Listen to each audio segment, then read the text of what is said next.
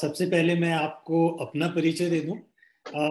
मैं पेशे से एक डॉक्टर हूं और इंडियन एयरफोर्स में मैंने 30 साल नौकरी करी। और ट्रांसजेंडर हेल्थ केयर में मैं पिछले 4 साल से काम कर रहा हूं और मैं ट्रांसजेंडर हेल्थ में ट्रेंड भी हूं।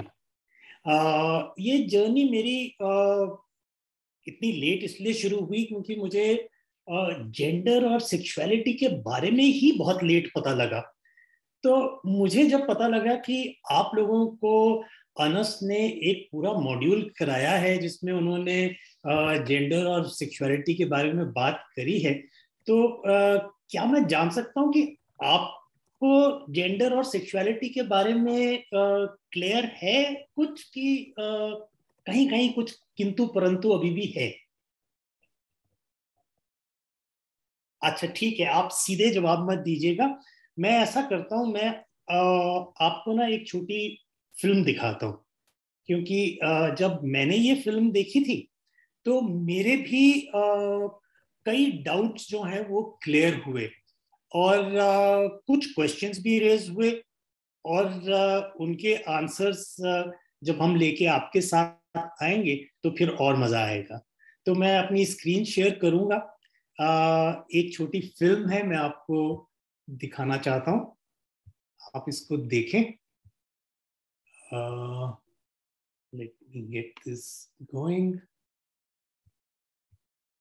तो इस मूवी का नाम है द मिरर। फास्ट काट में उसको, जल्दी जल्दी भाई, जल्दी जीतो। मुझे दे ला, छोड़ना।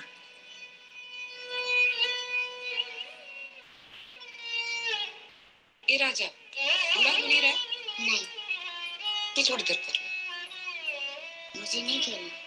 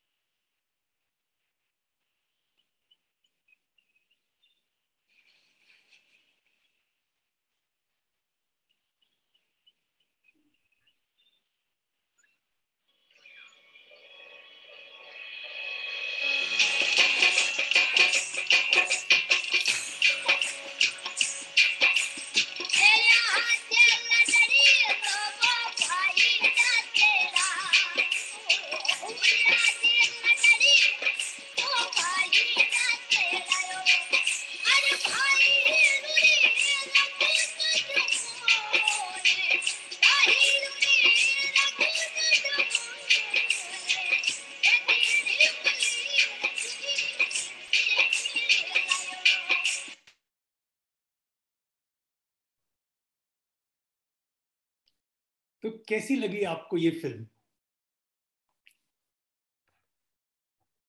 बहुत अच्छी लगी सर।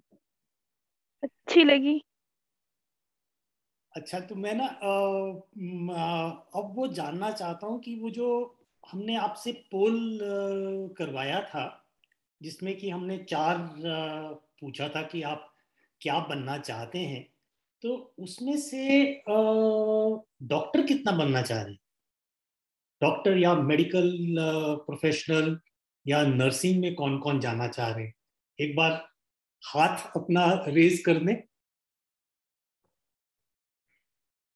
अरे वाह, अरे। और टीचर या एजुकेशनिस्ट कितने बनेंगे?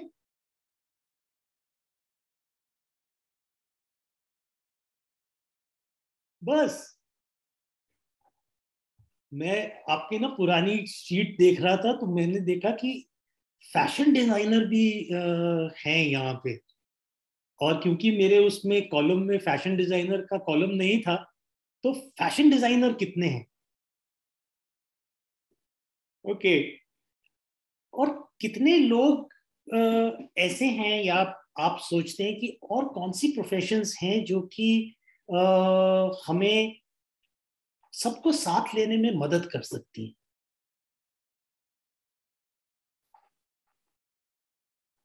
आप ना चैट बॉक्स में ये आंसर डाल सकते हो। हम वहां से मैं अनुज को रिक्वेस्ट करूंगा कि आप वहां से देख के एक बार हमें बता दें। तो ये जो फिल्म थी इसमें कुछ एक्शन हुआ, ये बच्चा क्या कर रहा था और उसके उसकी माँ ने उसको देखा, उसके बाद उनके रिस्पॉन्स के साथ बच्चे के चेहरे पे कितनी खुशी दोबारा से आई। इसके बारे में अगर कोई कुछ कमेंट करना चाहता है, मैं हिना से पूछूंगा कि क्या वो कुछ टिप्पणी करना चाहेंगी। Hello sir. सर उसमें सर इसमें ये देखा कि जब उसकी मम्मा वो जब छत पे काइट ये उड़ा रहे थे, पतंग उड़ा रहे थे, तो उसको मन नहीं था। तो जब वो नीचे आया तो वो शीशे के बीच में खड़ा हो गया, तो वो लड़का ही था, मगर उसके जो व्यवहार थे वो लड़की के जैसे थे। तो उसकी मामा आई तो उसको उसका रिएक्शन मामा की तरफ देखा कि उसको लगा कि वो चौंक गया, डर सा गया। मगर जब उसके मामा ने उसको फेस पे ऐसा स्माइली फेस दिया तो उसको अच्छा लगा। तो सर मैं इतना ही समझ चुकी हूँ कि देन सर उसको उसने उसका रिएक्शन, क्योंकि जो वो लड़का मीन्स कि उसका जो मन था उसके माँ। सॉरी सर मैं। कोई बात नहीं, कोई बात नहीं। जो जो आपने बताया बहुत अच्छा बताया, है ना? क्योंकि पहली बार देख के इतना ही समझ में आता है। तो कविता, मैं आपसे जानना चाहूंगा कि आपका क्या आपके मन में क्या दौड़ा ये मूवी देख के? सर मैंने ये देखा कि ऊपर छत पर तो पतंग उड़ा रहे थे, उसका मन नहीं था तो वो नीचे भाग के आया। आके मिरर पे उसने खुद को देखा, उसके बाद उसने जैसे लड़कियों की तरह वो तैयार हुई। होने के बाद वो बहुत खुश हो गई। खुश होने के बाद जब उसकी मम्मी आई पीछे से, तो ये मम्मी को देख के घबरा गई कि मम्मी देख के मुझे क्या बोलेगी। तो वो घबरा गई, तो उसकी मम्मी ने जैसे खुश होके स्माइली फेस देख के उसको मतलब उसको भी खुश कराया कि मैं इसको डांटूंगी तो मतलब बच्चा घबरा जाएगा। तो उसकी मम्मी ने उसको हंस के मतलब उससे बात की, मतलब डांस की। तो मुझे तो ये समझ में आया कि जो बच्चे की मन है तो घर वाले उसी के हिसाब से मतलब उनको खुश करवाया। तो मुझे तो ये समझ में आया। तो मुस्कान, मैं आपसे जानना चाहता हूँ कि अगर उसकी माँ ने उसको एक थप्पड़ लगा दिया होता या एकदम गुस्से से देखती तो क्या होता? जैसे कि हमें जो वही करना चाहिए जो हमें अच्छा लगता है, हमारे मन को अच्छा लगता है। अगर हमें उसमें से कोई भी ऑब्जेक्शन उठाता है या कुछ भी अगर हल्का सा कुछ कर दे तो हमारा दिल गिर जाता। अगर उसकी मम्मा भी उसे थप्पड़ मार देती तो उसने पता नहीं क्या सोच के, ये तो नहीं समझ में आया ना, मुझे उसके मन का हाल नहीं जानती ना कि क्या था। तो वो उसने जो सोच के वो मेकअप किया होता वो शायद तक कभी दोबारा ना करता, या दोबारा वो अपने लिए आगे बढ़ने की ना सोच पाता या फिर कुछ करने की ना सोचता। अंजू, क्या आपको लगता है कि ये बच्चा, अगर जैसा मैंने कविता से पूछा कि अगर उसको पॉजिटिव रिएक्शन नहीं मिलता, तो क्या ये दूसरे एडल्ट्स के आगे ये एक्सप्रेस करता कि नहीं? नो सर, जब उसकी मम्मी उसका साथ नहीं देती तो शायद वो किसी और के सामने भी ऐसा नहीं कर पाता। हाँ, देखिए कितनी कितनी अहम लेसन इस छोटी सी फिल्म से हमें मिली है। और हम ये देखते हैं कि अगर हम किसी चीज को पॉजिटिव रिस्पांस देते हैं तो वो हैप्पीनेस प्रोड्यूस करती है। क्या आपको लगता है कि ये जो बच्चा कर रहा था वो गलत एक्टिविटी है? कोई भी इसको जवाब दे सकता है। नो सर, गलत नहीं था। नो सर, गलत तो नहीं था। जो उसका मन था उसने किया, जैसे उनको उसको जो खुशी आता था, मतलब जो करने में उसको खुशी मिलता था तो उसी काम किया उसने। तो ये तो गलत नहीं है, जो आपकी मन करता है तो आप करो, वो तो गलत नहीं है। तो सुष्मिता, हम इस बच्चे को क्या बुलाएंगे? लड़का, लड़की, या क्या बुलाएंगे?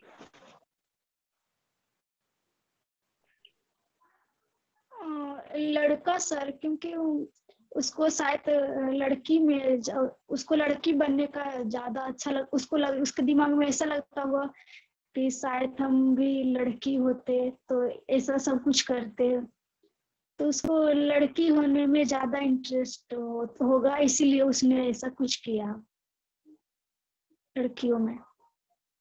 तो देखिए, क्या आपने कभी इस तरह के इंडिविजुअल्स या व्यक्ति देखे हैं जो बाहर से कुछ और नजर आते हैं और अंदर से उनकी पहचान दूसरी होती है? उनकी जो स्वानुमोदित पहचान है वो, और जो सर बाहर से प्रकट है जो हम रोल देते हैं उससे अलग होता है। क्या ऐसे लोगों से आप वाकिफ हैं? Yes sir.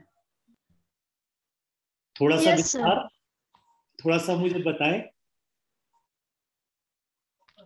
सर जैसे ज्यादातर लड़कियां मतलब लड़कों की तरह चलते हैं, उनको मतलब ज्यादा आम नजर से हम देते हैं, बोलते हैं ये लड़का है लेकिन वो होती है लड़की। Okay, okay, okay. क्या ऐसे लोग हमें ट्रैफिक लाइट्स पे भी दिखते हैं? क्या सर? कई बार हमें ट्रैफिक लाइट पे भी ऐसे लोग दिखते हैं। Yes sir. Yes sir. तो देखिए, थोड़ा सा हम ना इसको समझने की कोशिश करते हैं, और इसके लिए मैं ना आपको एक मेरे पास प्रेजेंटेशन है, तो मैं धीरे धीरे चलूंगा और मैं आपको जो नॉर्मल साइकोसेक्सुअल डेवलपमेंट होती है एक बच्चे की, उसके बारे में मैं जर्नी को साथ लेके चलूंगा, ताकि आप समझ सकें कि नॉर्मल डेवलपमेंट या किसी भी व्यक्ति की डेवलपमेंट किस तरह से होती है। और ये जानना इसलिए जरूरी है क्योंकि आप जो है यंग पीपल हैं, आगे चल के जो भविष्य में आप सोसाइटी समाज निर्माण करेंगे वो कैसा होगा, ये इस पे डिपेंड करता है कि आप हर मुद्दे को कितनी गहराई से समझते हैं, है ना? और शायद इसलिए भी बहुत इम्पोर्टेंट है क्योंकि यहाँ पे मैं लड़कियों से बात कर रहा हूँ, और लड़कियों का दर्जा जो है हमारी सोसाइटी में बहुत अहम है, क्योंकि परिवार का निर्माण जननी के बिना नहीं हो। एक फीमेल जो स्पीशीज की है वो ही आगे प्रोपगेशन में योगदान देती है, और उससे भी ज्यादा जो फैमिली यूनिट बनता है उसको संभालने का भी 90% श्रेय वो फीमेल पे आता है। यानी कि अगर आप इस चीज को अच्छी तरह समझेंगे तो जो हमने फिल्म में देखा वहां पे उसका एंड रिजल्ट हैप्पीनेस की तरफ होगा, ना कि डर और क्लोजेटिंग की तरफ। तो मैं आपको एक पावर पॉइंट प्रेजेंटेशन दिखाऊंगा और आप ना मुझे कहीं पे भी रोक सकते हैं, चैट पे रोक दीजिए, मैं जहाँ पे भी कोई चीज समझ नहीं आएगी तो आप मुझे रोक देना, मैं उसको क्लियर करके समझाने की कोशिश करूंगा, ठीक है?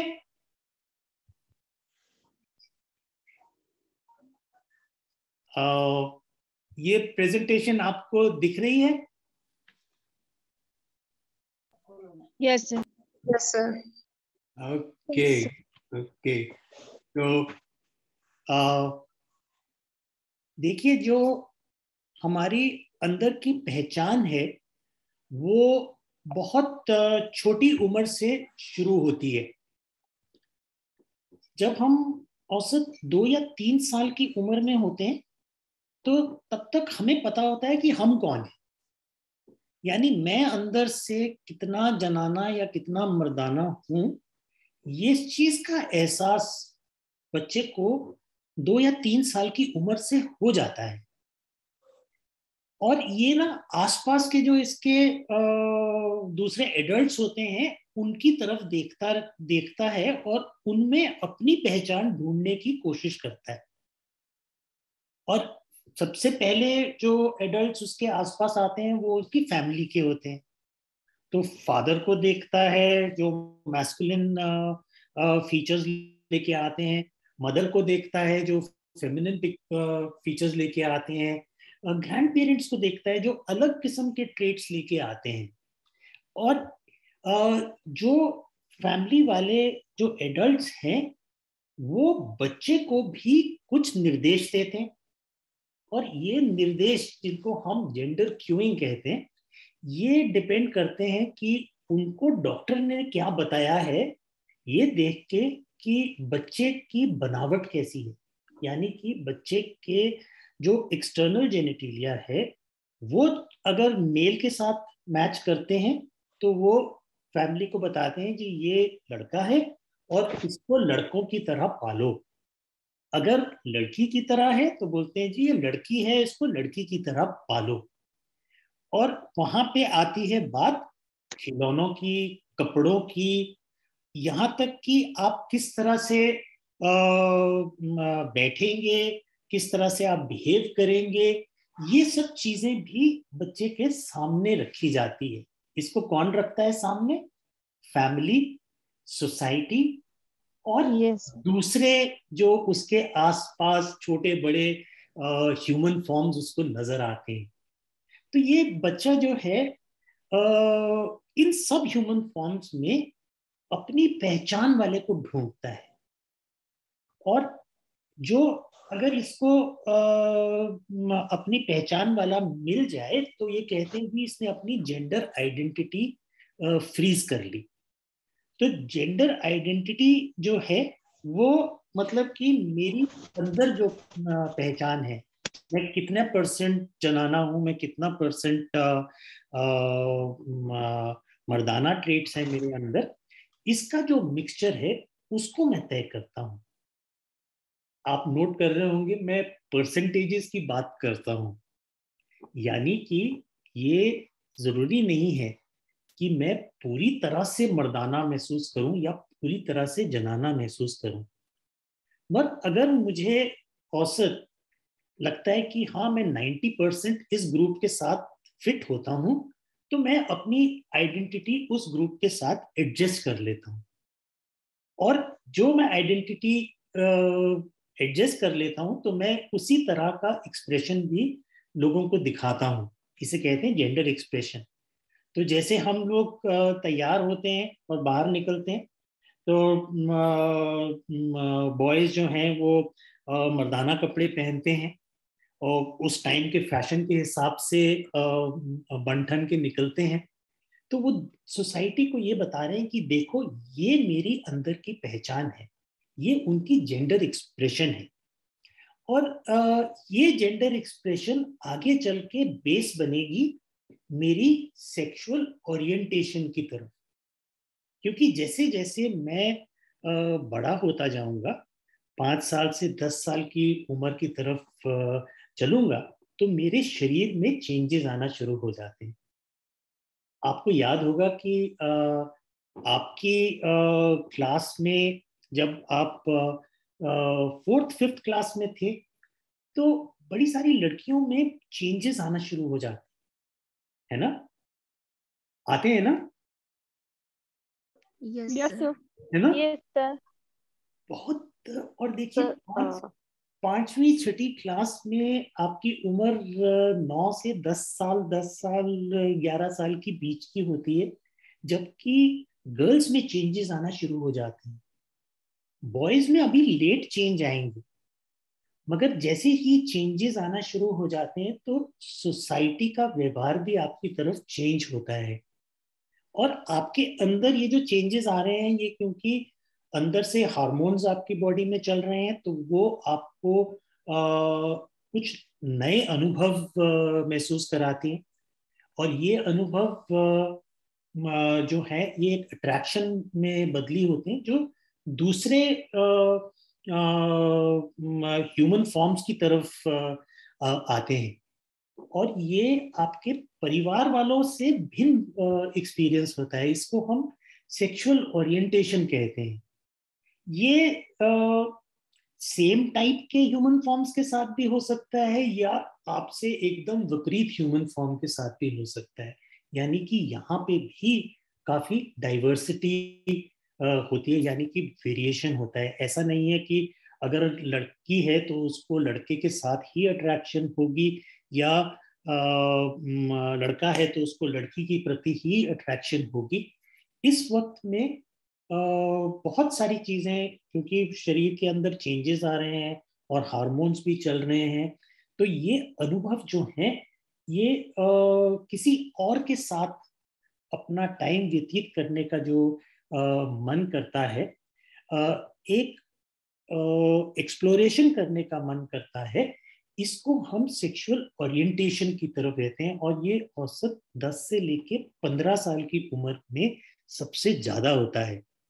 और ये आगे चल के भी कंटिन्यू रहेगा, क्योंकि हर स्पीशीज, जैसे कि हम एक आदमी की जोनी में पैदा हुए हैं, तो इसको आगे बढ़ावा करने के लिए हमें ऑफस्प्रिंग्स की भी जरूरत है, ताकि और ये स्पीशीज आगे बढ़े। तो इसके लिए हमें एक अलग परिवार बनाने की जरूरत पड़ती है, और उस परिवार को एक अलग सोसाइटी में जाने की जरूरत पड़ती है। अगर तो ये सब सही चल रहा है, सही मतलब कि ये हमारे सोसाइटी के हिसाब से सही चल रहा है, यानी कि मैं एक बाइनरी का मतलब होता है 0 या 1, है ना, 2 चॉइसेस, मेल या फीमेल। मेरा जेंडर मेल या फीमेल, मेरी ओरिएंटेशन अगर विपरीत ह्यूमन फॉर्म की तरफ है तो ये भी बाइनरी है और ये सही है। अगर ये सोसाइटी में मैच कर रहा है तो मेरी जो डेवलपमेंट है वो एक अलग डायरेक्शन में होगी, मुझे ज्यादा दिक्कत नहीं आएगी। मगर अगर इसमें मिसमैच है तो मेरे को जेंडर इनकॉन्ग्रुएंस का लेवल मिलता है। इनकॉन्ग्रुएंस का अर्थ होता है कि मैं मेल नहीं खाता, यानी कि मेरी जो अंदर की पहचान है वो मेरी जो मेरे को सेक्स असाइन किया है डॉक्टर ने मेरे अंग देख के साथ मैच नहीं करता है। मैं अंदर से ब्रेन लेवल पे अपने आप को इस सोसाइटी के डिसीजन से भिन्न पाता हूँ, तो मुझे जेंडर इनकॉन्ग्रुएंस के ग्रुप में माना जाएगा। अब ये इनकॉन्ग्रुएंस जो है वो 1% भी हो सकती है और 99% भी हो सकती है ना, क्योंकि मिसमैच जो है वो जरूरी नहीं है कि पूरा 100% हो। कुछ लोगों में कम परसेंट होता है, मगर अगर मैं साथ चल रहा हूँ, अपने आप को सोसाइटी में आगे ले जा सकता हूँ, तो ये मुझे तंग नहीं करेगा। मगर अगर इसके साथ फेयर ऑफ नॉन एक्सेप्टेंस जुड़ जाए, यानी कि जो वो बच्चा था, जो उसकी माँ की एक्सप्रेशन थी, जो उसने अपनी मम्मी की तरफ देखा, और अगर वहां पे वो नॉन एक्सेप्टेंस देखता तो वो अपने इस अनुभव को छुपा लेता, और इसे कहते हैं क्लोजेटिंग। क्लोजेटिंग का मतलब जो अनुभव मेरा सार्वजनिक था, मैं उसे छुपा लेता हूँ, मैं उसे अब प्राइवेट में करूँगा। क्लोजेट अंग्रेजी में यूज होता है कबर्ड के लिए, जहाँ पे लोग कपड़े रखते हैं, और अंग्रेजों के ज़माने में बहुत बड़ी बड़ी अलमारियां होती थी, तो बच्चे आम ये होता था कि बच्चों को नजर नहीं आना चाहिए, तो अक्सर बच्चे अपने खिलौने खिलौने लेके इन अलमारियों में छुपते थे और अपना प्रेटेंड प्ले करते थे। आप लोगों ने भी अपने खिलौनों के साथ एक इमेजिनरी दुनिया में खेल किया होगा, है ना? किया है ना? Yes sir. और इस खेल में हम अपने हीरो हीरोइन का रूप लेते हैं, जो हम जेंडर रोल अदा करना चाहते हैं वो करते हैं। मगर अगर मैं ये अपने एडल्ट्स जो मेरे आसपास हैं, जो मेरी देखभाल के लिए रिस्पॉन्सिबल हैं, उनसे छुपाना शुरू कर दूं, तो इसको क्लोजेटिंग कहते हैं। और ये क्लोजेटिंग बहुत कम उम्र से शुरू हो सकती है, प्राइमरी स्कूल से शुरू हो सकती है। जबकि मेरा जो नरेटिव है, जैसा ये मेरी माँ ने, ये छोटा सा बच्चा था, ये 4-5 साल का बच्चा रहा होगा, अगर इसको नेगेटिव रिस्पांस मिलता तो ये क्लोजेट में चला जाता। ये क्लोजेटिंग फैमिली से एट लेटर स्टेज भी मिल सकती है, या ये मेरे को शायद जब मैं सेक्सुअल ओरिएंटेशन की बात हो रही है, जब मैं अपने दोस्तों के बीच में अपनी पहचान के बारे में बात करता हूं, तब भी क्लोजेटिंग हो सकती है, क्योंकि ज्यादातर मेजॉरिटी में इनकॉन्ग्रुएंस नहीं होती है, मेजॉरिटी में कॉन्ग्रुएंस होती है। औसत 95% बच्चों में उनको इस तकलीफ से गुजरना नहीं पड़ता, क्योंकि उनकी जो अंदरूनी पहचान है वो उसको जो सोसाइटी बता रही है उसमें फिट होने में कंफर्टेबल है।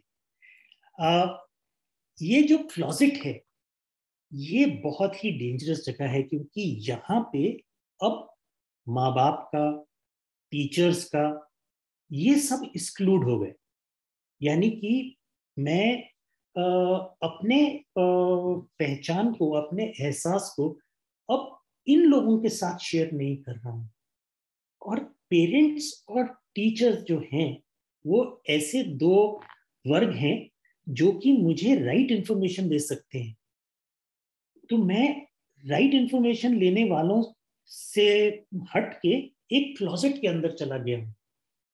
आज की डेट में आप मेरे से आईटी के कारण इतनी दूर से बात कर पा रहे हैं, मुझे सुन पा रहे हैं। आज की डेट में 10 से लेके 15 साल के बच्चे जो हैं वो इंटरनेट पे अपनी तरह के लोग ढूंढ लेते हैं, और वो इस क्लोजेट में बिना रेगुलेशन के अपने जो एहसास हैं वो दूसरे ऐसे ही बच्चों के साथ शेयर कर रहे हैं। ये जो एहसास है जो वो एडल्ट से नहीं शेयर कर रहे, उसका सबसे बड़ा खतरा ये होता है कि बहुत सारे बच्चे ऐसे हैं जो कि जिनको कि अच्छा अनुभव नहीं हुआ है, और वो अपना ये गलत अनुभव या बुरा अनुभव इन बच्चों के साथ शेयर करते हैं, और ये अंदरूनी जो कॉन्फ्लिक्ट है बच्चे में उसको मल्टीप्लाई करता है। और जब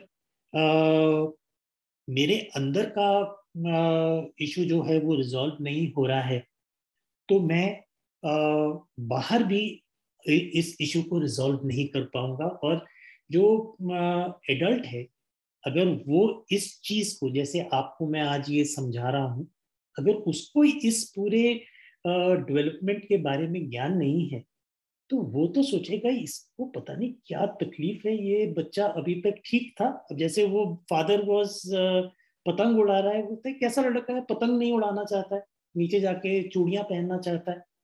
तो ये इंटरनल कॉन्फ्लिक्ट और नॉन एक्सेप्टेंस इस एडल्ट के साथ एक्सटर्नल कॉन्फ्लिक्ट में आ जाएगी और इसके कारण ये बच्चा परेशान हो जाएगा और ये परेशानी इतनी बढ़ जाएगी कि ये आगे नहीं बढ़ पाएगा।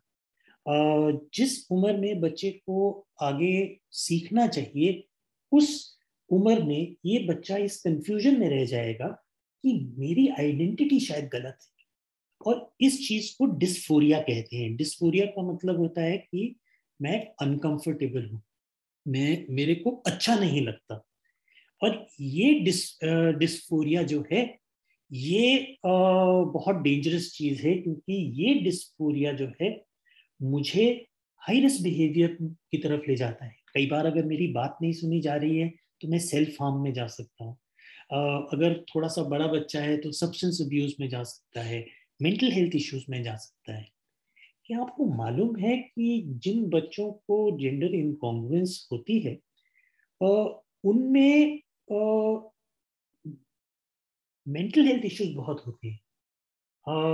वो लोग अपने आप को नुकसान करते हैं, सुसाइड रेट्स बहुत हाई होते हैं। और अगर ये सारा डिस्फोरिया कंट्रोल ना हो तो ये आगे चल के भी जब बाहर समाज में जाएंगे तो इनका रहने उठने का जो स्टाइल होता है, जिसे हम लाइफ स्टाइल कहते हैं, वो एक गलत दिशा में चला जाता है। और इस सब के कारण उनकी जो हेल्थ है वो इफेक्ट होती है। और औसत लाइफ एक्सपेक्टेंसी, यानी कि आज की डेट में साइंस की तरक्की के साथ मैं जो हूँ, मैं 80 साल की उम्र से पहले नहीं कहीं जाऊंगा, है ना। मगर ये जो बच्चे हैं इनमें हाई रिस्क बिहेवियर के कारण, हेल्थ इश्यूज के कारण इनकी लाइफ एक्सपेक्टेंसी जो है वो 40 से भी कम रह जाती है। यानी कि जो बच्चे आगे चल के प्रोडक्टिव हो सकते थे वो इस डिस्फोरिया के कारण तकलीफ में हो जाते हैं। तो हमारे को अगर कोई एक्शन लेने की जरूरत है तो वो इस डिस्फोरिया पे है। मैं यहाँ थोड़ी देर पॉज करूंगा और मैं थोड़ा सा आपसे जानना चाहूंगा कि पहली बात, क्या आपको ये चीज कुछ समझ आई? अगर कोई आपको डाउट है, कहीं पे आपका क्वेश्चन है, तो आप मुझे पूछें, क्योंकि ये बहुत जरूरी है। ये हर लड़की के लिए बहुत जरूरी है कि वो इस चीज को जाने, क्योंकि आप उस मदर की तरह हैं जिसको कि हैप्पीनेस मिरर करनी है। तो अगर आपने अपने डाउट्स अपने अंदर रखे तो फिर कमी रह जाएगी। हाँ जी, तो जिसको भी कोई सवाल हो या कुछ पूछना हो वो अपनी माइक अनम्यूट करके मेरे से सवाल कर सकता है।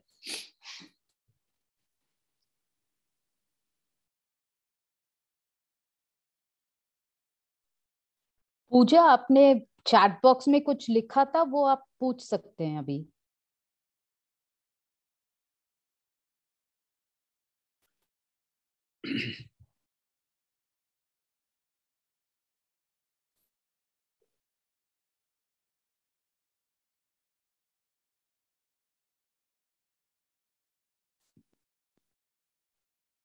तो जब तक आप अपने सवाल कर रहे हैं, मैं दो तीन जो कॉमन चीजें दिमाग में आती हैं कि क्या ये बीमारी है,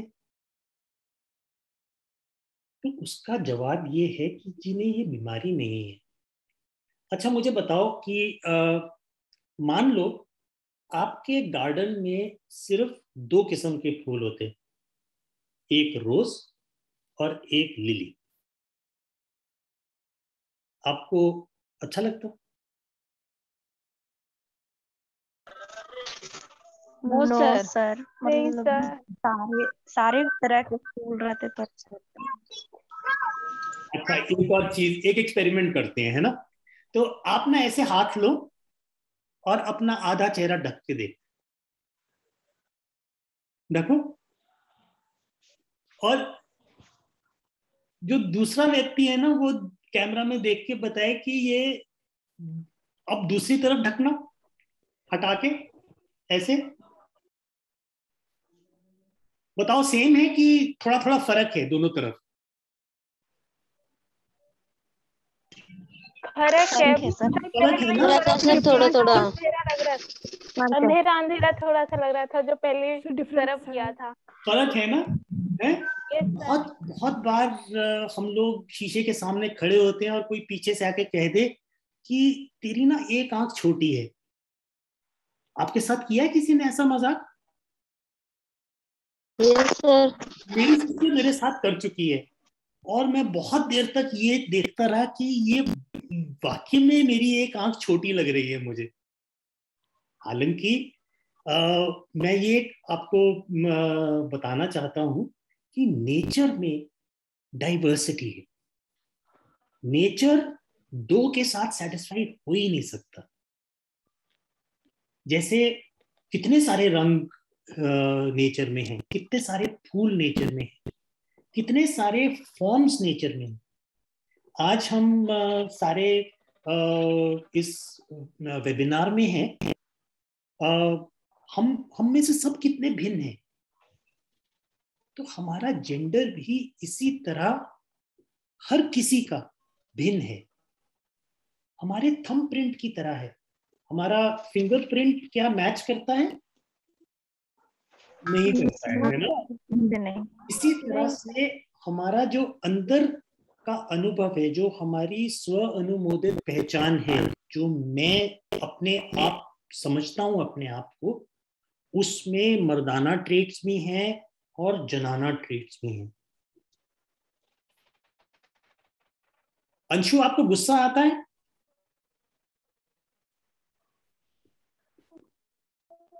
अंशु, आपको गुस्सा आता है? किस बात पे? किसी बात पे? कभी इतना गुस्सा आता है कि लगता है कि एक लगा दूं बस।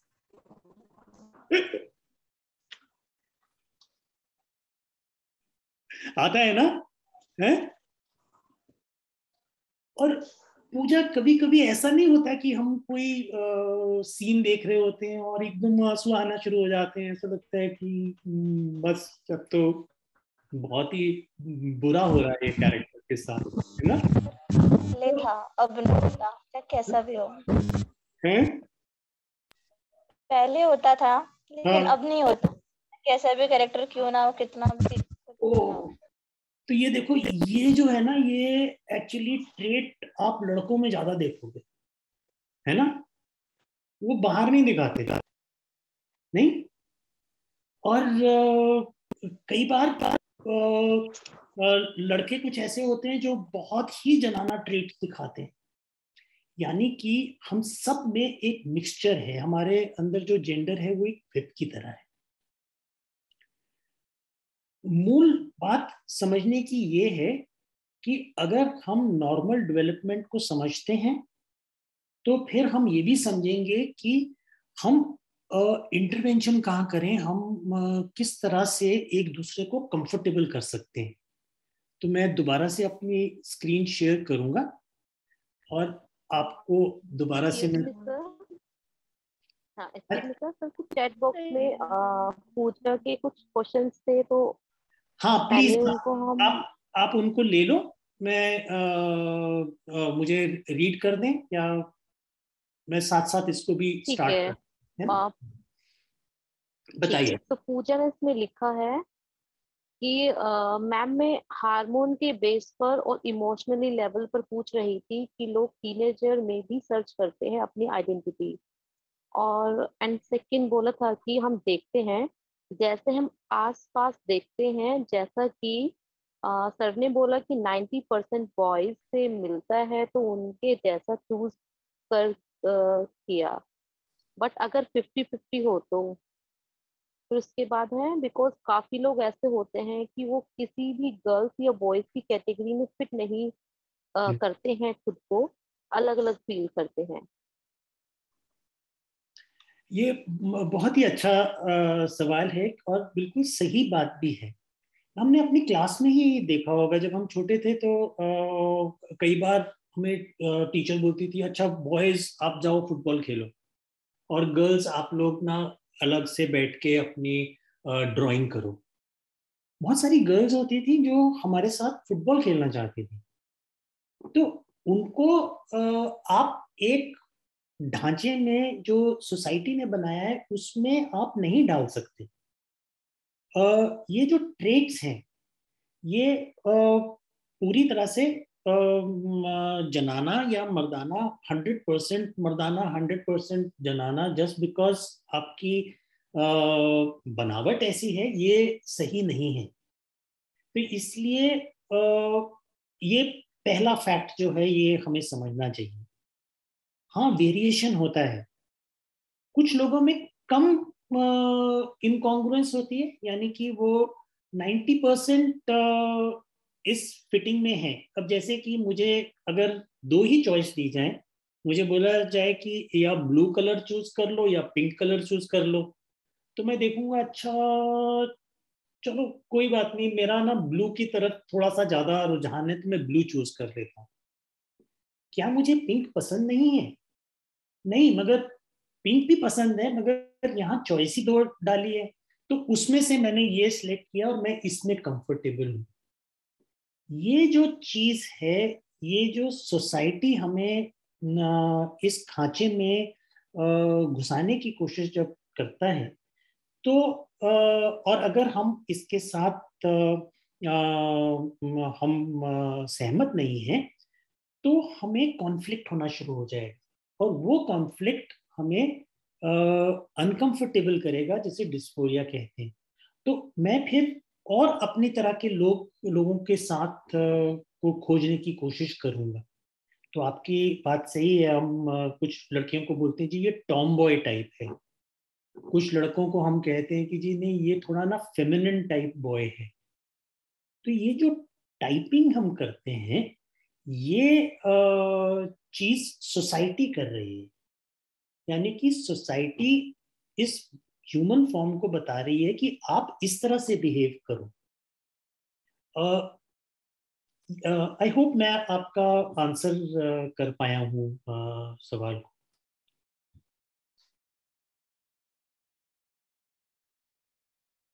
पूजा आपको आंसर मिला?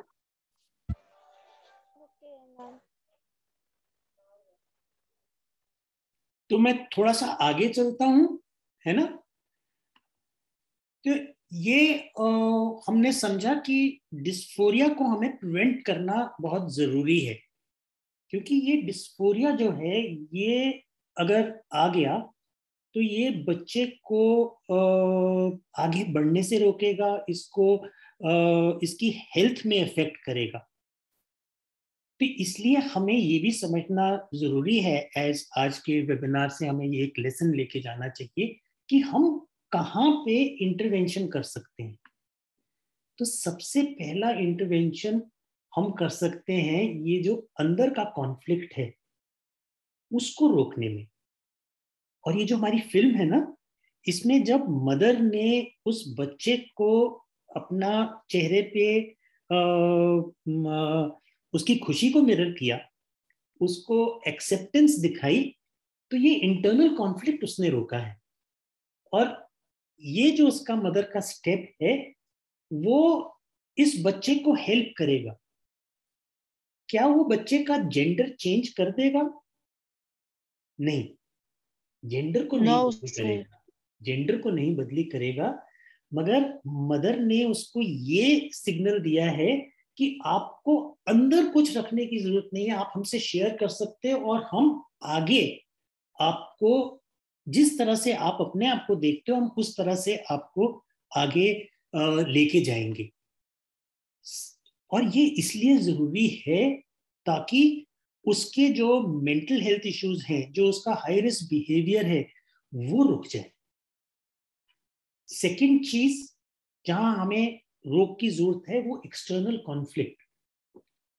देखिए आज के वेबिनार के बाद मैं श्योर हूं कि आप लोग थोड़ा सा एक अच्छा ज्ञान लेके सोसाइटी में जाएंगे और आप इस तरह के जो इनकॉन्ग्रुएंट बच्चे हैं, यानी कि जिनमें कंफ्यूजन है, जिनमें मिसमैच है, आप उनके पक्ष में दूसरों के साथ बात करेंगे।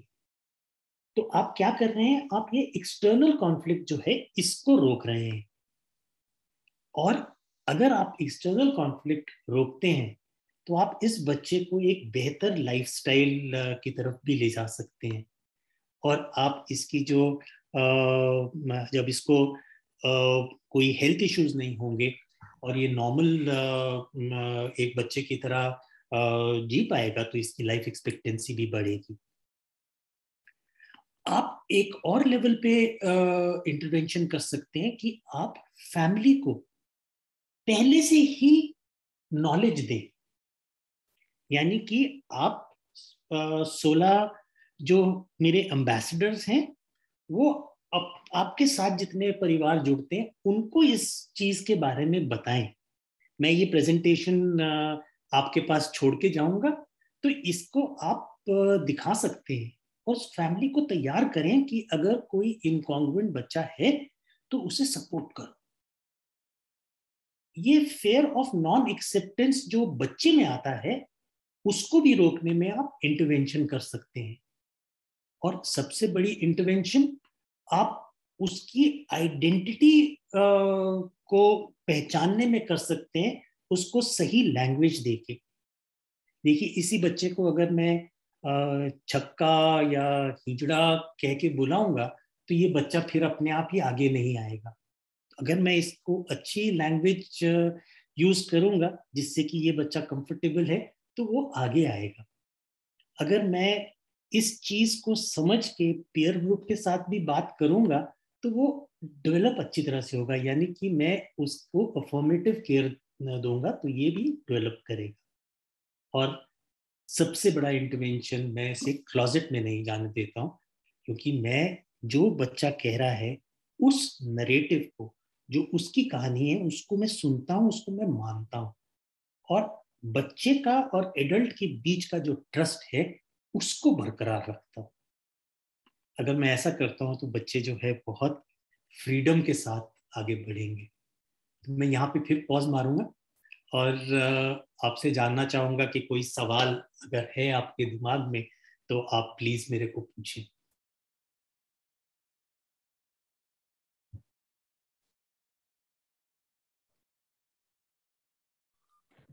Hello sir.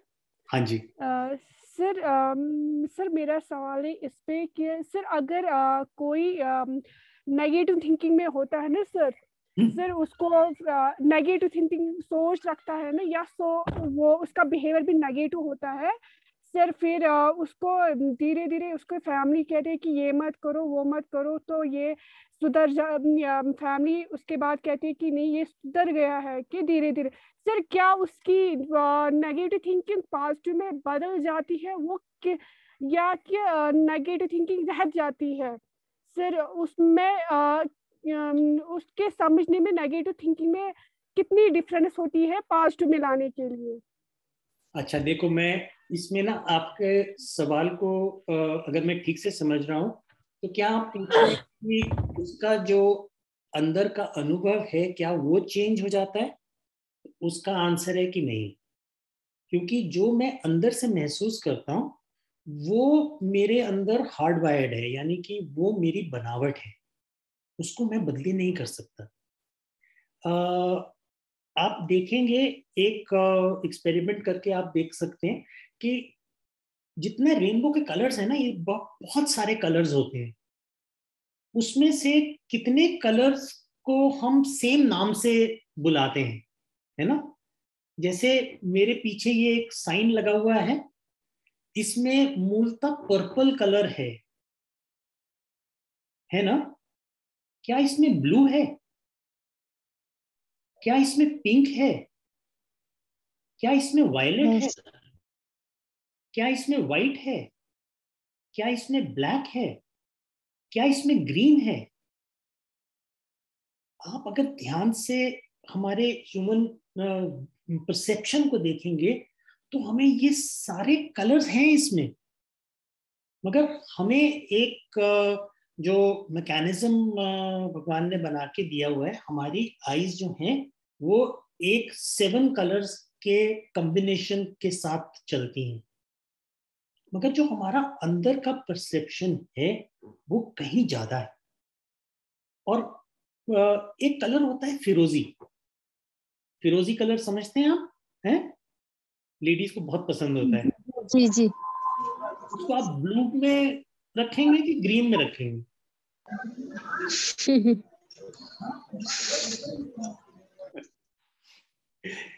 दोनों चीजें सही हैं, है ना? तो इसी तरह से जेंडर है। अब जब बच्चा परेशान इसलिए हो रहा है कि आप ये सिंपल चीज क्यों नहीं समझ पा रहे कि ह्यूमन फॉर्म जो है वो डाइवर्स है। आप दो की इसलिए रट लगाए हुए हो क्योंकि मेजॉरिटी आपने जो देखी है वो दो है ना? तो हम इस बच्चे को कंफर्टेबल इस तरह से कर सकते हैं कि पहले तो हम उस बच्चे के नैरेटिव को उसको बताएं कि आप जो महसूस कर रहे हो वो ठीक है, उसमें कोई गलती नहीं है, कोई बीमारी नहीं है। तो वो बच्चा थोड़ा सा कंफर्टेबल होगा। और जिस समाज में वो बच्चा है, जिस फैमिली में जो बच्चा है, उस फैमिली को हम एजुकेशन दे सकते हैं। तो जो टीचर्स बनना चाहती हैं उनके लिए ये चैलेंज है कि आप अपनी सोसाइटी में ये चीज लेके आए। जो डॉक्टर्स बनना चाहते हैं या जो मेडिकल उसमें आना चाहते हैं वो भी इस फील्ड में काम करें। जो फैशन डिजाइनिंग में है, तो फैशन डिजाइनिंग के लिए क्या चाहिए होता है बताइए? फैशन डिजाइनर्स कौन थे हमारे ग्रुप में? फैशन डिजाइनिंग के लिए सबसे इंपॉर्टेंट क्या चीज? Art, colour. कलर, परसेप्शन, है ना? कि आप आउट ऑफ द बॉक्स देख सकें, आप वो देख सकें जो दूसरे लोग नहीं देख रहे हैं। आप वो कॉम्बिनेशंस समझ सकें और आगे ला सकें जो दूसरे लोग लाने से घबराते हैं, है ना? तो इसी तरह से जेंडर के बारे में लोग बात नहीं करना चाहते क्योंकि ये समझाना मुश्किल हो जाता है। और हम तभी समझा पाएंगे अगर हम खुद इस चीज को समझ पाएंगे, है ना? तो इसलिए ये जेंडर एजुकेशन के जो मॉड्यूल्स स्प्रेडिंग स्माइल्स लेके आया है, मैं इनको सलाम करता हूँ कि इन्होंने इतना इम्पोर्टेंट टॉपिक आपके लिए रखा है। और मैं इस अपॉर्चुनिटी को भी खोना नहीं चाहता था कि मैं आप लोगों से बात करूं। और ये मैं चाहता हूं कि आप इसको ओपन माइंड से एक बार देखें और इसको समझने की कोशिश करें। देखिए, आपको पता है कि डॉग्स जो हैं वो सिर्फ ब्लैक एंड व्हाइट देख सकते हैं? क्या आपको ये मालूम है? हाँ, कभी कभी सुना है। Dogs can only see black and white, cows can see only black and white, है ना? तो अगर दो डॉग्स अगर आपस में बात कर रहे हो, हैं, और एक तीसरा डॉग आके उनको बोले कि भाऊ भाऊ पर्पल कलर होता है, तो जो दो कुत्ते हैं ना वो इसको काट लेंगे, नहीं बोलेंगे क्या कह रहा है यार, क्योंकि उनकी तो पूरी vision he black and white है। मगर एज ह्यूमन बीइंग्स हमें मालूम है कि इतने सारे कलर्स और हैं, ठीक है? तो जेंडर एक परसेप्शन है जो कि हमारे कल्चर में, जो हमारा इंडियन कल्चर है, इसमें रिकग्नाइज्ड, हमने इसको पहचान दी थी। और हमारे पुरानी जो सिविलाइजेशंस हैं उसमें इसको सेलिब्रेट किया जाता था। तो जो आर्कियोलॉजिकल डिगिंग्स वगैरह हुई हैं उसमें भी डिफरेंट डाइवर्स ह्यूमन फॉर्म्स को रिकग्नाइज किया गया है, स्क्रिप्चर्स में लिखा गया है। ये चीज हमें दोबारा से सामने लानी है अपनी टीचिंग में इसको इंक्लूड करना है। और मूलतः प्रोग्रेस जो है उसको हम तभी प्रोग्रेस कह सकते हैं अगर उससे हमारे साथ जितने लोग हैं वो कंफर्टेबल और हैप्पी हो। अगर मैं साइंस की बहुत तरक्की कर रहा हूं मगर मैं अपने पड़ोसी के साथ खुश नहीं रह सकता तो ये कोई प्रोग्रेस नहीं हुई, है ना?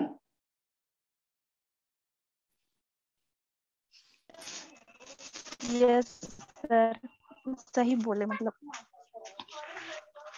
और कोई सवाल अगर है तो पूछें, नहीं तो मैं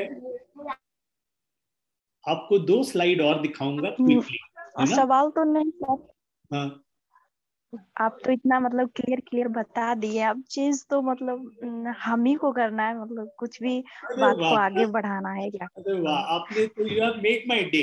हैं, बहुत बहुत अच्छा लगा मुझे कि आप लोग समझ रहे हैं। और आपकी नॉलेज के लिए मेरा जो ईमेल आईडी है, मेरा मोबाइल नंबर, ये सब आपके ऑर्गेनाइजर्स के पास है। आप मुझे कांटेक्ट कर सकते हैं, आप मेरे से अलग से भी बात कर सकते हैं। बहुत सारे छोटे बच्चे इस परेशानी के कारण घर छोड़ के बाहर भाग जाते हैं। और ये बच्चे जो हैं वो क्योंकि सोसाइटी में बिना सपोर्ट के होते हैं तो इनको जो गलत लोग हैं वो इनका फायदा उठाते हैं और ये बेगिंग में इन्वॉल्व हो जाते हैं, सेक्स ट्रेड में इन्वॉल्व हो जाते हैं, ड्रग माफिया में चले जाते हैं। तो अगर हमें इन सब को बचाना है तो हमें जेंडर और सेक्सुअलिटी को समझना पड़ेगा, क्योंकि जेंडर और सेक्सुअलिटी दोनों एक नॉर्मल ह्यूमन इमोशंस हैं, एक नॉर्मल ह्यूमन डेवलपमेंट के पार्ट हैं। और इसको हमें समाज के ताने बाने में रखना है, फैमिली के अंदर रखना है, ताकि हमारा परिवार और हमारी सोसाइटी प्रोग्रेसिव हो और हम एक साथ मिलके इंक्लूसिव जहान बनाए जहां पे हर कलर सेलिब्रेट हो, हर ह्यूमन फॉर्म को राइट्स मिले। तो मैं आपको 2 स्लाइड्स दिखाना चाहता हूं और फिर मैं आपके लिए एक चैलेंज भी लेके आया हूं, तो वो चैलेंज भी आपको मैं दूंगा। तो आप तैयार हैं? Yes sir. Yes sir. Okay, yes sir. तो ये आपने करना है, ठीक है? आपने सेफ स्पेस बनानी है सबके लिए। और सेफ स्पेस क्या होती है? जहां पे हर व्यक्ति सिक्योर हो, है ना, एक्सेप्टेड हो और फ्री हो अपने ट्रू सेल्फ के लिए और इक्वल हो, जो कि सपोर्टिव हो, प्रोटेक्टिव हो, अफर्मिंग हो, कंफर्टिंग हो और एम्पावरिंग हो।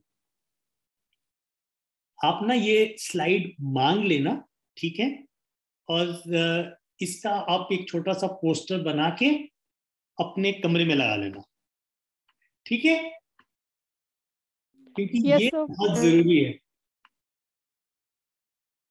तो आज हमने ना आपको 4 पिलर्स के बारे में बात करी है मैंने, जो कि हमें इंक्लूसिविटी के लिए जरूरी होते हैं।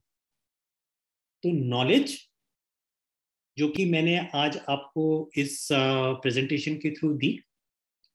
हेल्थ केयर आगे आएगा, इसलिए और हेल्थ केयर में मेरे जैसे डॉक्टर्स चाहिए, तो और आप जैसे जो डॉक्टरी में जाना चाह रहे हैं, मैं उनको इनकरेज करूंगा कि आप ट्रांसजेंडर हेल्थ केयर की तरफ भी विचार करें।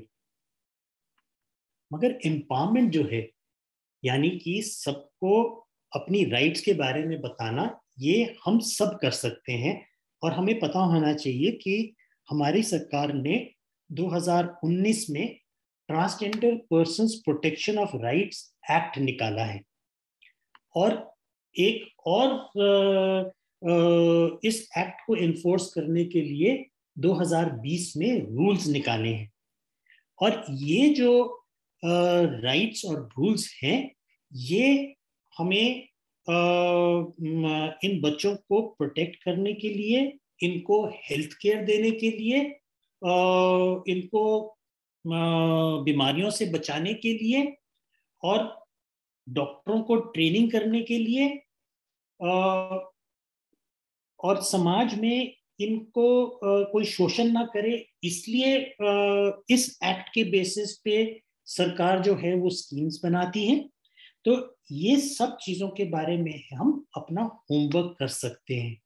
तो एक ministry of social justice and empowerment है, आप उसके बारे में थोड़ा सा गूगल करें और उसमें ट्रांसजेंडर्स के लिए क्या क्या चीजें हो रही हैं उसके बारे में जानकारी करिए। मिनिस्ट्री ऑफ हेल्थ में गूगल करिए और उसमें जानकारी करिए। मिनिस्ट्री ऑफ एजुकेशन भी काम कर रही है, और ये सब हमें इसलिए जानना है ताकि हम हर बच्चे को एक फ्री और एम्पावर्ड कर सकें। और ये है आपके लिए चैलेंज। ये क्या दिखा रहा हूं मैं आपको, क्या लिखा है ऊपर? Certificate of birth. ये कब दिया जाता है? सर जब जन्म होता है। तो नॉर्मली क्या होता है कि जैसे जन्म होता है तो माँ बाप पूछते हैं डॉक्टर साहब से, डॉक्टर साहब बताओ क्या हुआ, है ना? तो डॉक्टर साहब जो हैं वो इसमें पूरा भरेंगे कि भाई कौन बच्चा है, क्या टाइम पे बॉर्न हुआ, और पेरेंट का नाम क्या है या गार्डियन का नाम क्या है, उसका वजन कितना था, और वो बताएंगे जी इसका सेक्स क्या है। सेक्स जब वो बोलते हैं तो वो ये देख रहे हैं कि उसके शरीर की बनावट कैसी है, और उसके बिना पे ये बोलते हैं कि अगर वो जनाना है तो बोलते हैं ये लड़की हुई है, अगर मर्दाना है तो बोलते हैं ये मेल है, बॉय है। और अगर उनको समझ नहीं आता है, यानी कि कई बार नेचर में जो बाहरी अंग हैं उनका शेप ना तो पूरी तरह जनाना दिखता है ना पूरी तरह से मर्दाना दिखता है, तो इसको हम कहते हैं एम्बिगुअस जेनिटेलिया, जिसको कि हम आम भाषा में इंटरसेक्स भी कहते हैं। तो 10,000 जन्मों में कोई एक बच्चा ऐसा होता है जिसमें कि ये विकार दिखता है। इसको हम विकार भी नहीं कहते हैं, क्योंकि जिस तरह से हम सबके स्किन कलर सेम नहीं है, सबके शेड अलग हैं, इसी तरह से जो हमारे अंग हैं इनकी बनावट भी सबकी सेम नहीं है। तो इसको हम डिफरेंसेस इन सेक्सुअल डेवलपमेंट के नाम से जानते हैं अभी, और ये जरूरी नहीं है कि कोई विकार हो। तो इसके बेसिस पे हम कहते हैं कि जी ये सेक्स असाइन्ड एट बर्थ है। और इसके नीचे हमने एक लाइन डाली है जिसमें हमने कहा है gender to be affirmed by the child later, यानी कि हम ये माँ बाप को बोल रहे हैं कि जो बच्चा आपके परिवार में आया है इसका जो परवरिश के लिए जो लिंग बताया जा रहा है वो इसकी बाहरी बनावट देख के बताया जा रहा है। इसका मतलब ये नहीं है कि वो जो अंदर से महसूस करता है वो इसके साथ मैच करे। तो और ये चीज जो है हमने इस बर्थ सर्टिफिकेट में लिखी है कि जेंडर जो है, जो स्व अनुमोदित पहचान है, वो बच्चा खुद आपको बताएगा। आप सतर्क रहें। आप जब वो बच्चा अपनी जेंडर को एक्सप्रेस करता है तो आप परेशान मत होइए, आप उसको अफर्म करिए, ये कोई बीमारी नहीं है, ये भी नॉर्मल पार्ट ऑफ डेवलपमेंट है, और उसे उतना ही सेलिब्रेट करिए जितना कि आप किसी लड़के या लड़की को सेलिब्रेट करते हैं। ठीक है, आप लोग इस सर्टिफिकेट के बारे में बात करेंगे? शायद पूजा को कुछ क्वेश्चन है, Yes, तो पूजा आपको अनम्यूट करके बोलो। तो मैंने तो बहुत गप मार लिया आप लोगों के साथ, और मैंने आप लोगों को तो मौका ही नहीं दिया कुछ बोलने के लिए, है? तो अब मैं चुप रहता हूँ और आप सब मेरे से एक एक सवाल पूछ सकते हैं। पूजा लिख रही है कि वो अनम्यूट करके बोल नहीं सकती है, मगर उन्होंने कुछ लिख, क्योंकि शायद वो कुछ ऐसे जगह में है जहां वो बात नहीं कर सकती है, मगर उन्होंने 2-3 चीज लिखा है कि sir I don't understand properly, please थोड़ा एक्सप्लेन करो। आई थिंक ये स्पेसिफिकली आपने जब बर्थ सर्टिफिकेट के बारे में बात किया था उसके बारे में पूछ रही थी। ठीक है। और उन्होंने पहले भी उन्होंने कुछ लिखा है एंड आप डिसाइड कर सकते हो इसके बारे में अभी बात करना है या अभी नहीं करना है। क्या उनका क्वेश्चन ये है, क्या फिजिकली किसी की आइडेंटिटी को चेंज किया जा सकता है जैसे बॉयज या गर्ल्स की? ये उनका 2 क्वेश्चन है, राइट पूजा? यही है ना आपके 2 क्वेश्चंस? ठीक है, मैं इसका संक्षिप्त में जल्दी से जवाब देता हूँ कि अगर मैं अंदर पहचान मेरी मान लीजिए लड़की की है, मतलब मैं बाहर से लड़के का शरीर है मेरा, और मैं चाहता हूँ कि मेरा जो पहचान है वो मेरे शरीर के साथ अलाइन हो, तो मैं अपने शरीर को हार्मोन्स के द्वारा और सर्जरी के द्वारा अपनी पहचान के मुताबिक कर सकता हूँ। ठीक है, ये इतना चीज मुझे साइंस के पास क्षमता है करने के लिए। और बहुत सारे जो जेंडर इनकॉन्ग्रुएंट लोग होते हैं वो इस प्रक्रिया में जाते हैं। इसको हम जेंडर अफर्मेटिव केयर के नाम से जानते हैं, और इसको हम ट्रांजिशनिंग कहते हैं। इस ट्रांजिशनिंग में जो जेंडर है वो नहीं बदली होता है, मगर जो बॉडी है उसको हम उसके जेंडर के हिसाब से चेंज करते हैं। ये क्षमता साइंस में है, और इसके लिए टीम वर्क होता है। मनोचिकित्सक डॉक्टर होते हैं, एंडोक्राइन स्पेशलिस्ट होते हैं, और रिकंस्ट्रक्टिव सर्जन्स होते हैं जो एक टीम की तरह काम करते हैं। और ये क्रिया में कम से कम 2 की साल लगते हैं। ये क्रिया हम 18 साल की उम्र के बाद लीगली शुरू करते हैं। अभी केस टू केस बेसिस पे हम इसे कम उम्र में भी शुरू कर सकते हैं। कुछ चीजें होती हैं जो कि कंफर्ट देने के लिए हम बहुत कम उम्र में भी करते हैं, जैसे कि आप जो कपड़े पहनना और बाकी लोगों को उसको जो जेंडर रोल उसके जेंडर आइडेंटिटी के साथ मैच करते हैं उसको परमिट करना। यानी कि अगर मैं स्कूल में हूँ तो मेरे टीचर्स जो हैं वो मेरी यूनिफॉर्म मेरी पसंद के हिसाब से करने की इजाज़त दे देंगे, तो उससे भी मेरा मेंटल हेल्थ काफ़ी अच्छा हो जाता है। आगे चल के जब मैं कंसेंट और मैं जो क्योंकि हम दवाइयाँ बाहर से दे रहे हैं उसके बारे में जब मैं समझ सकता हूँ, तो फिर उसको समझ के मेरे को वो इलाज भी किया जा सकता है, ताकि मेरा जेंडर जो है और मेरी बॉडी जो है वो कॉन्ग्रुएंट हो जाए। जो इनकॉन्ग्रुएंस मुझे तंग कर रही है वो हटा दे। आई होप पूजा मैंने आपका ये सवाल जवाब दिया है। आप लोग मेरे से अलग से भी बात कर सकते हैं, क्योंकि ये विषय ऐसा है जिसमें कि बहुत सारे सवाल मन में आते हैं, और शायद हमारे पास इतना टाइम नहीं होगा अभी सब चीज़ों को लेने के लिए। मैं क्विकली ये सर्टिफिकेट की बात करता हूँ, क्योंकि अभी तक जो हम सर्टिफिकेट देते हैं उसमें जेंडर की मेंशन नहीं होती है, कोई भी जेंडर नहीं बताता है। और इसलिए माँ बाप जो हैं वो सोचते हैं कि जो सेक्स और जेंडर सेम है। जब हम ये एक लाइन लिख देते हैं तो जो पढ़े लिखे या कोई भी माँ बाप वो बोलेंगे जी डॉक्टर साहब ये क्या लिखा है आपने, ये समझाओ, है ना। पूछेंगे ना, तो जब वो बोलेंगे समझाओ तो हम समझा सकते हैं, है ना। तो ये इंटरेस्टिंग तरीका हुआ ना एक कन्वर्सेशन स्टार्ट करने का, ये मैं बताना चाहता हूँ।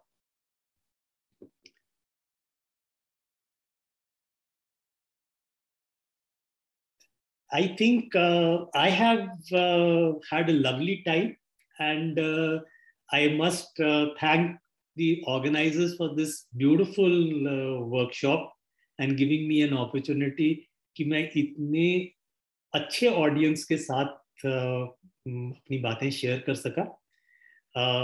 मैं उम्मीद करता हूँ कि एटलीस्ट 40-50% आपको समझ आ गया होगा, है ना।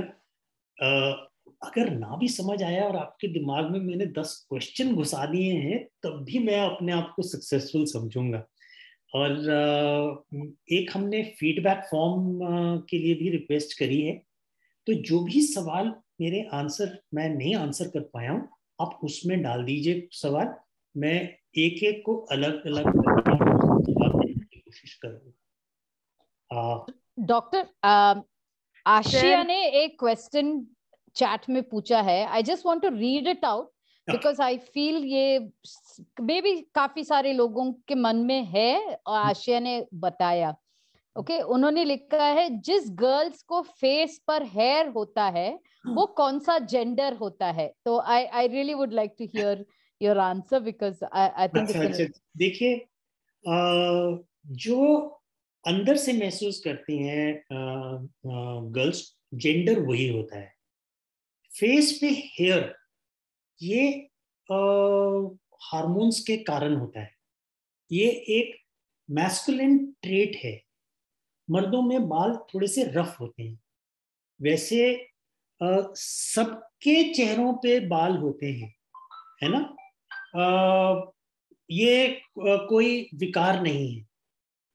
इसलिए इसको कहना कि क्योंकि मेरे छोटी सी हल्की सी मूंछ आ गई या हल्की सी साइड बर्न्स आ गई तो मैं शायद बॉय बन गया हूँ, ये गलत चीज है।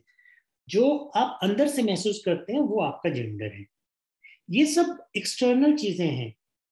अगर आप पंजाब की तरफ आ जाएं तो वहाँ पे फेशियल हेयर ज्यादा होते हैं। आप नॉर्थ ईस्ट की तरफ चले जाएं, वहाँ पे फेशियल हेयर ही नहीं होते, है ना। तो बॉयज के भी नहीं होते, गर्ल्स के भी नहीं होते। और इसी तरह से ये सारी चीजें जो है ये वेरिएंस है, कोई एक सिंगल ट्रेट हमें मेल या फीमेल नहीं बनाता है। मगर कुछ चीजें हैं जो मेल्स में ज्यादा होती हैं। जैसे ये मेरे बाल देख रहे हैं आप, ये इस तरह से पीछे आधी गंज आई हुई है, ये मेल पैटर्न है हेयर का। और आप अपने सारे सबके अगर हेयर लाइन देखें तो आपकी हेयर लाइन जो है सेमी सर्कुलर होगी, तो ये फीमेल पैटर्न है। हमारे जो बाल हैं वो मोटे और ज्यादा घने रूप में आएंगे। लेडीज में भी बाल होते हैं मगर वो हल्के और घने नहीं होते।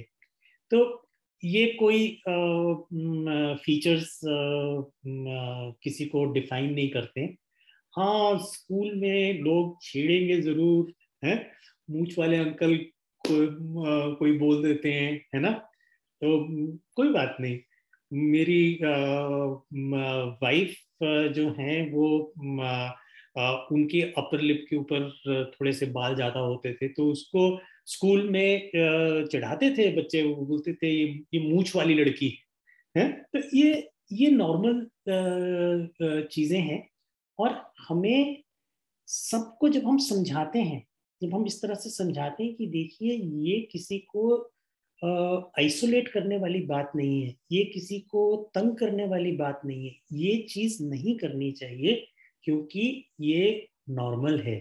तो जब हम नॉर्मलिसी में चीज़ों को लाएंगे, तो इंक्लूसिविटी में लाएंगे, तो वो हमें सबको हेल्प करेगी, है ना। तो हम इसीलिए बोलते हैं कि इन्वायरमेंट जो है उसको अच्छा बनाना, इसमें सबका योगदान होना पड़ता है। कई बार हमें बात समझ नहीं आती, तो अगर बात समझ नहीं आ रही है तो उसको समझने की कोशिश करिए, उस पर हंसिए मत। क्योंकि आपका हंसने से किसी का दिल जो है वो टूट सकता है, उसी बच्चे की तरह, है ना। तो ये हम चीजें समझ के चलेंगे।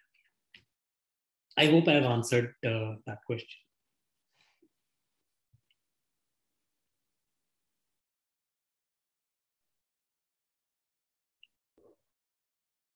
और किसी को कुछ पूछना है अभी भी? और 2-3 मिनट है सेशन के लिए। किसी को कुछ पूछना है? कविता, आपने अनम्यूट किया था, आपको कुछ पूछना है? नहीं मैम, मैं ये बोलना चाहती थी कि सर ने तो इतने अच्छे से समझाया, बस समझने की हमारी रेस्पॉन्सिबिलिटी है, हम समझे उसको अच्छे से, और हम समाज को, मतलब हम घर वालों को, हम हमारी सोसाइटी पे जो होती है ऐसे जो बोलते हैं तो उनको समझाना चाहिए। बस यही बोलना चाहती थी। ये भी हमारी जिम्मेदारी है कि हम उसको अच्छे से समझे और सबको समझाएं। पूजा कुछ बोल रही थी, हाथ चैट बॉक्स। हाँ जी पूजा। पूजा ने चैट बॉक्स में लिखा है ऑर्गन्स डेवलप नहीं होता, प्लीज थोड़ा एक्सप्लेन करेंगे? तो पूजा का क्वेश्चंस बहुत साइंटिफिक हो रहे हैं अभी शायद इनको एक्सप्लेन करने में भी प्रॉब्लम होगा। कोई बात नहीं, पूछने में कोई गलती नहीं है पूजा। डेफिनेटली आप जो पूछ रहे हैं, जो आपके मन में है पूछना चाहिए, इसमें कोई प्रॉब्लम नहीं है। टाइम है कि नहीं ये सर डिसाइड करेंगे। मैं आपको एक छोटा इसका जवाब दूंगा। जो जेंडर है उसका ऑर्गन डेवलपमेंट के साथ कोई लिंक नहीं है, ठीक है। जेंडर जो है वो आपकी ब्रेन की पहचान है, जो आपकी पहचान है वो अलग चीज है। ऑर्गन्स जो डेवलपमेंट होती है वो एक अलग प्रक्रिया है, जिसमें कि जेनेटिक कोड, हार्मोन जो बॉडी जनरेट करती है उसके साथ मिलके होता है। और जैसा मैंने बताया आपको कि जब हम नॉर्मल भी कहते हैं ना, किसी भी चीज को नॉर्मल कहते हैं तो हम एक रेंज में कहते हैं। उसका ये मतलब नहीं कि जो बाहर चीजें हैं वो एबनॉर्मल है, वो कम मात्रा में है। ये आपको एक उसका मैसेज लेके जाना चाहिए। जब हम ह्यूमन बीइंग्स या बायोलॉजी में बात करते हैं तो इस तरह से सोचने से अच्छा रहता है। जो बीमारियां होती हैं वो बाहर से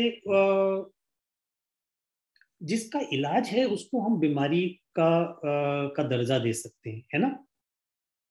जो चीज हमें मान के चलनी है उसको हम बीमारी नहीं कह सकते, उसको हम कंडीशन कहेंगे, ठीक है। और कंडीशन देखिए, जैसे मैंने चश्मे लगाए हुए, है ना, मैं चश्मे लगाऊंगा तो मुझे और अच्छा दिखेगा, और मैं चश्मे निकाल दूंगा तो मुझे थोड़ा सा स्ट्रगल करना पड़ेगा। ये मेरी कंडीशन है, इसके लिए मेरे पास ये एक तो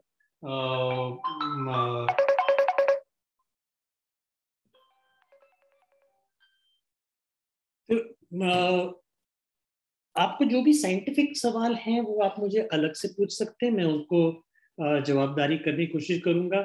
मेरे फोन बजना शुरू हो गए तो मुझे अब पॉज करना पड़ेगा, और मैं आपका धन्यवाद करूंगा। मेरा एक और वर्कशॉप साथ साथ एकदम बैक टू बैक लगा हुआ है, तो मैं उसमें जाऊंगा। है, बहुत अच्छा लगा आप लोगों से बात करके। और thank you sir. Thank you very much. I think हम ये कोशिश कर रहे हैं कि जैसे सर ने बताया ना, उनको बहुत लेट उम्र में ही उनको ये सब चीजों के बारे में पता चला। हमारे जनरेशन में ऐसा ही था, ये सब बातें करते नहीं थे लोग। हम कोशिश कर रहे हैं कि आप जैसे आप आगे वाले जनरेशन है, आपको अगर पहले ही ये चीज बताएं और इसके बारे में बात करें तो आप हमसे बेहतर इंसान बन सके। I think that's very important, वो बहुत जरूरी है। और आप पहले बेटर इंसान आप लोग बनेंगे तो बेटर सोसाइटी अपने आप बन जाएगा। ये हमारा कोशिश है। दैट्स वेरी वेरी इंपॉर्टेंट, क्योंकि जो चीज हम नहीं जानते हैं ना उससे हम हमेशा डरते हैं। जो चीज के बारे में हम जानते हैं फिर हम उनसे डरते नहीं हैं, बिल्कुल नहीं डरते। फिर हम फुल इंफॉर्मेशन को लेके उसको ठीक से हम अप्रोच करते हैं। ये बहुत इंपॉर्टेंट है। Thank you very much, doctor. Thank you so much, ma'am. Thank you so much. Thank you. And thank you to all the lovely participants